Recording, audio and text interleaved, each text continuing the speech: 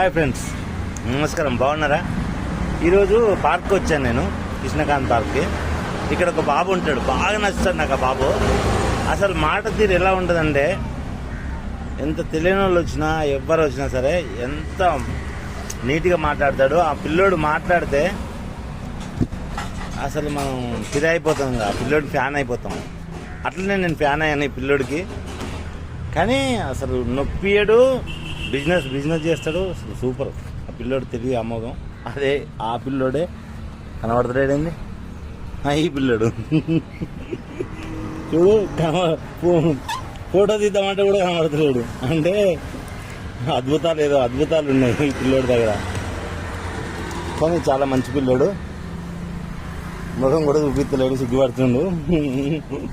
అమ్మాయి కాదు, అబ్బాయి. Thank you. ఏం పేరు నాన్న? రోహిత్.